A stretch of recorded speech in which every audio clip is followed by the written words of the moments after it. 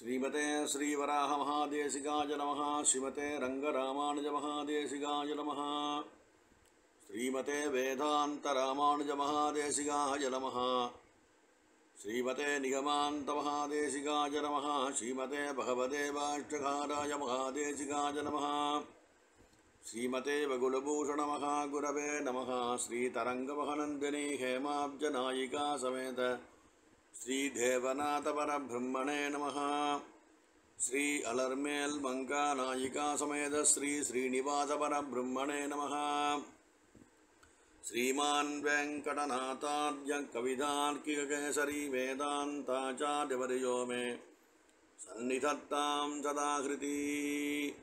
श्रीरन्दतो पुलतिरुवेङ्कटमुडयान् पारन्दच्चொன்ன படமொழியுள் ஓரொன்று தானே யமயாதோ தாரணியில் வாழ்வார்க்கு வானேரப் போமளவும் வாழ்வு. அங்கஞ்ஞாலமஞ்ச அங்கோராளரியாய் அவுணன் பொங்கவாகம் வள்ளுகிறாள் பொழுந்த புனிதனிடம் பங்கனானை கொம்பு கொண்டு பத்திமையால் அடிக்கீழ் சங்கனாடியிட்டிரஞ்சும் சிங்கவேள் குந்தமே. அங்கப்பொழுதே அவன் வீயத் தோன்றிய என் சிங்கப்பிரான் பெருமை யாராயும் சீர்மைத்தே. இரண்டு பாசுரங்கள் சுவாமி நம்மாழ்வார் பாசுரம், ஒன்று கலியனுடைய பாசுரங்கள். இந்த அற்புதமான தயாசதகத்திலே 84வது ஸ்லோகம் இன்றைய தினம் அவதாரமானது. இதில் சுவாமி தேசிகன் நிசும்மாவதாரத்திலே தயையினுடைய அனுகிரக விசேஷமானது எப்படி இருந்ததுன்னு சாதிக்கிறார். சடாபடல பீஷணே சரபசாட்டஹாசோத்பட்டே புரக்கிரி பரிஸ்புட புகுடிக விவக்ரே கிருதே தயே விஷகிரி சதுர் தனிதடிம்பதத்தஸ்தனா சரோஜ சதுசாதுசா தமுதிதா கிருதி திஷ்யசே அப்படின்னு அற்புதமான ஒரு ஸ்லோகம் போட்டுறார். இதே ஸ்லோகம் நிசமனை பற்றி வேறு ஸ்தோத்திர பாடத்தை சுவாமி தேசிகன் காமாசி காட்டத்தையும் சாதிச்சிருக்கார். அதே வரிகளை இங்கே உபயோகப்படுத்துகிறார் சுவாமி தேசிகன். இங்கே திருவேங்கடமுடையானுடைய நிசும்மாவதாரம் அந்த தயனுடைய அவை சகியோ இருந்துட்டு எப்படி அந்த அவதாரம் நடந்ததுன்னு சொல்கிறாருங்க. அந்த நிசும்மன்னா ஒரு அதிபயங்கரமான ஒரு கோர உருவம், சரீரமானது மனுஷரூபியாகவும் சிரசானது சிம்மரூபியாகவும் இருக்கக்கூடியதானதான ஒரு அற்புதமான ஒரு அவதாரம். க்ஷணமாத்திர வியாஜம்னு சொல்லுவார். அவன் அங்கப்பொழுதே அவன் வீயத் தோன்றிய என் சிங்கப்பிரான் பெருமை அப்படின்னார். எப்படின்னா அளந்திட்டதோன அவன் தட்ட ஆங்கே வளர்ந்திட்டு வாழுகிற சிங்க உருவாய் உளந்தொட்டிரணியன் ஒன்மார் வகளம் பிளந்திட்ட கைகளால் சப்பாணி கைமுலை உண்டானே சப்பாணின்னு பெரியாள் வர மங்களாசாசனம். விசேஷம் அப்பேற்பட்டதான அற்புதமான அவதாரத்தை பற்றி பேசுகிறார். அந்த அவதாரத்திலேயும் ஒரு கோபமான ஒரு ஆவேச அவதாரம். அந்த அவதாரத்திலேயும் எம்பெருமானுடைய காருண்யம் எப்படி இருந்தது, அவனுடைய இப்பேற்பட்டதான கோபத்திலேயும் காருண்யம் வருவதற்கு ஒரு காரணம் என்ன, அந்த தயை பிறப்பதற்கு காரணம் என்னன்னா தயாதேவிய முக்கிய காரணம் சுவாமி தேசிகன் இங்கே அற்புதமாக சாதிக்கிறார். எப்படின்னா இங்கே நிசும்மாவதாரத்தை சாதிக்கிறார். இந்த திருமலைக்கு சிம்மாச்சலம் கருடாதிரிலாம்னு சொல்கிறார். இந்த சிம்மாச்சலத்திலேருந்து சிம்மம் அவதரிப்பது ரொம்ப உச்சிதம்னு சொன்னான். சீனிவாசனுடைய திருக்கல்யாணத்தின் போது முதல்ல ஒரு திருவாராயணம் பண்ணணும் இல்லையா, அந்த திருவாராயணம் யாருக்குன்னா நிசும்மனுக்கு பண்ணாலாம். பக்கத்தில் அகோபில க்ஷேத்திர வாசியாக நிசும்மனுக்கு பண்ணால் சொல்லுவாள் அந்த க்ஷேத்திர மகாத்மியத்திற்கு. இவனுடைய விஷயத்தில் நிசம்மாவதாரத்தில் அதிவிசேஷமான விஷயம் என்னன்னு கேட்டாக்கா, அதாவது நிகிரகம் அனுகிரகம் ரெண்டத்தையும் தன் திருக்கண்களாலே காட்டக்கூடியதானதான ஒரு சர்வசக்தித்துவம் இங்கே ரொம்ப விசதமாக பேசப்படுறது. எப்படின்னு கேட்டாக்கா எம்பெருமானுடைய அகடித கடனா சாமர்த்தியம்னு சொன்னான். தானே கல் வச்சு கட்டி அப்பேற்பட்டதான கோட்டையும் தூணையும் கட்டினான் ஹிரண்யகசிபு. அவனுடைய அசுர குழந்தையானது எம்பெருமான் தான் சர்வவியாபின்னு சொல்லி நிரூபணம் பண்ணுறேன்னு சொன்னான். அவன் தடுத்து பார்த்தும் குழந்தை இம்சை பண்ணியும் அந்த குழந்தையினுடைய திருவுள்ளத்திலே எம்பெருமானை தவிர வேறு ஓர் விஷயமும் இல்லை என்று விரைந்து கொண்டு இவன் ஹரி எங்கேயும் இருப்பான்னு கேட்டான். எங்குமுடன் என் கண்ணன்னு சொல்லிட்டு குழந்தை. அப்போ இந்த தூணில் இருக்கானா அப்படின்னு கேட்கும்போது இதுலேயும் இருப்பான்னு சொன்னார். உடனே தன்னுடைய கதையாலே தூணை இரண்டா புழக்கிறான் ஹிரண்யகசிபு. அங்கப்பொழுதே அவன் வீய தோன்றிய இப்பேற்பட்டதான அந்த சமயத்திலே, அந்த பகலும் இல்லாது இரவும் இல்லாது சந்தியாகாலத்திலே ஒரு அவதாரம் காலம் ஆயிற்று அந்த இடத்துல. ஏன்னா அவனால் எனக்கு என்னால் யாராலையும் எனக்கு ஒரு ஹிம்சை வரக்கூடாது, எந்த ஆயுதத்தாலையும் நான் மறிக்கக்கூடாதுன்னு வர வாங்கியவன் ஹிரண்யகசிபு. அந்த வரத்தையும் எம்பெருமான் கணிசித்து சந்தியாகாலத்திலே ஒரு அற்புதமான நிசம்ம ஒரு அட்டகாசமான ஒரு அவதாரம், அப்பேற்பட்டதான ஒரு அவதாரம் எம்பெருமான் பண்ணி தன்னுடைய நகங்கள் என்ற ஆயுதங்களாலேயும் அவனை கிடித்து உளந்தொட்டிரணியன் ஒன்மார் வகளம் பிளந்திட்ட கைகளால் சப்பானின் ஆழ்வாசாய்கிறேன். இப்பேற்பட்டதான ஒரு கோபமான ஒரு விஷயம்.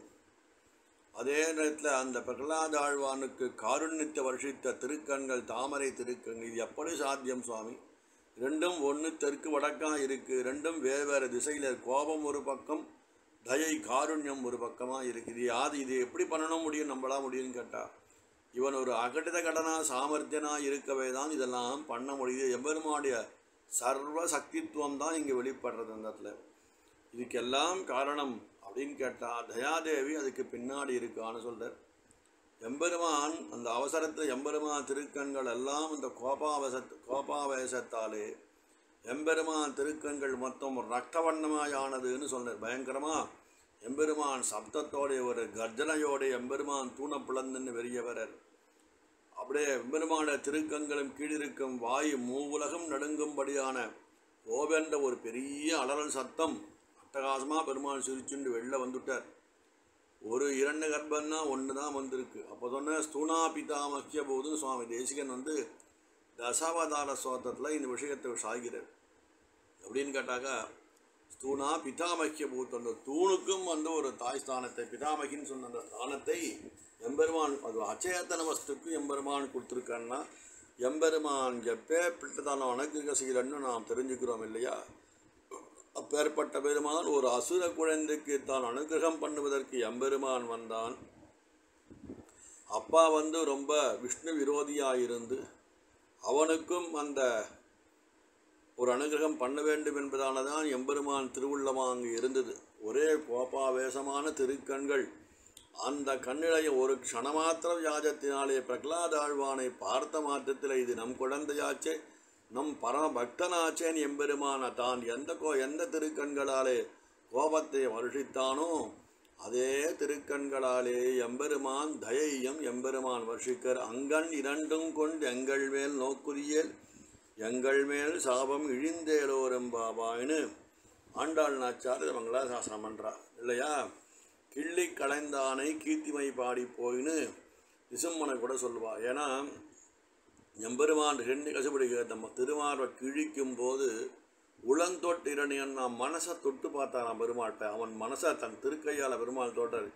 எங்கேயாவது ஒரு வாரத்தில் இவன் விஷ்ணு பக்தன் எப்பயாவது ஒரு சமயமாவது என்னை வெய்யாமல் இருந்திருப்பானாப்பா, இவன் வெய்யாமல் இருந்தனாலே போரும், அதையே ஒரு ப்ளஸ் பாயிண்ட் எடுத்துட்டு இவனுக்கு மார்பை திருப்பி தைச்சு கொடுத்துட்டா இவன் உயிர் பழைச்சிடுவான்னு எம்பெருமான் உளந்தொட்டிரணியன் ஒன்மார்வகலம் அப்படின்னு அந்த உடம்பை கிழித்து உள்ள பெருமாள் தொட்டு பார்க்குறார். ஒரு க்ஷணம் எங்கேயாவது இருக்கா, ஒரு தடவையான என்னை இவன் ஸ்மரிச்சிருக்கானா அப்படின்னு பெருமாள் பார்த்து ஒன்றுமே அதில் இல்லாதனால எம்பெருமான் அப்படி கிழிச்சு போட்டுறார். அவரை திருப்பி பிரகலாத ஆழ்வான் பிரார்த்தனை அனுகிரகம் பண்ணியார் எம்பெருமான். அப்போது நிகிரகமாயும் எவனுடன் பகவன் நிகிரகம் பண்ணுறானோ அவனுக்கும் தான் உயர்ந்தவன் என்று எம்பெருமான் காட்டி தானே சர்வலோகத்துக்கும் அனுகிரக சீலன் என்பதை காட்டி எம்பெருமான் திருப்பும் அனுகிரகம் பண்ணான்னு சொன்னார் இந்த இடத்துல இல்லையா?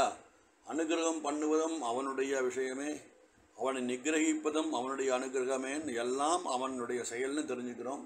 இப்போது எம்பெருமான் அனுகிரகம் பண்ணது என்னன்னா பின்னாடி ராமாவதாரம் சொல்ல போகிற அதற்கு அரக்கர் தரவனா பீஷனுக்கு அனுகிரகம் பண்ணார். இங்கு அரக்கர் சிசுவான அந்த பிரகலாத ஆழ்வானுக்கு அவனுடைய பக்தியை முன்னிட்டு எம்பெருமான் நிசும்மரூபியாய் அனுகிரகம் பண்ணினான்னு சொல்கிறார் இங்கே. அதற்கெல்லாம் முக்கிய காரணம் சட்டாபடல பீஷணே சரவசாட்ட ஹாசோத்பட்டே सुरकृति परिस्फुट विकटिकेऽपि वक्त्रे कृते दये विषगति चतुर धनजडिम्ब दत्तस्तना सरोज सदुदा दिशा समुदिदा कृति दृश्यसेன்னு இந்த 84வது பாசுரத்திலே இந்த 4வது அவதாரமான நிசிம்மாவதாரத்தை சுவாமி தேசிகன் கொண்டாடி இந்த நிசிம்மாவதாரத்திலே எம்பெருமான் தன்னுடைய கருணை என்பதான விஷயத்தை தன் திருக்கண்கள் மூலமாக வெளிப்படுவது இந்த தயாதேவியினுடைய பரம கிருபையினாலேதான் என்பதை அவருடைய அதன் மூலமாக எம்பெருமான் தன்னுடைய பிரகலாதாழ்வானுக்கு பிரீத்தியை சொரிந்து கொண்டு அவனுக்கு கிஞ்சித்தேனும் பயம் உண்டாகாமல் சர்வம் பிரீத்திரசமாகவே மேலிட்டும்படியாக எம்பெருமான் அனுகிரகம் பண்ணது இந்த தயாதேவியினுடைய தூண்டுதலே. இந்த தயை என்ற குணம் எம்பெருமானிடத்தில் இல்லைன்னாக்கா பிரகலாதாழ்வானும் பயந்து போயிருப்பான், நிசிம்மாவதாரத்தில் ஜீவனே போயிருக்கும் அப்படின்னு பெரியவா வியாக்கியானம் பண்ணி 84வது ஸ்லோகத்தோட விஷயார்த்தத்தை நம்ம கொடுக்குறா. கவிதார்க்கிக சிம்மாய கல்யாண குணசாலினே ஸ்ரீமதே வெங்கடேசாய வேதாந்த குரவே நமஹ.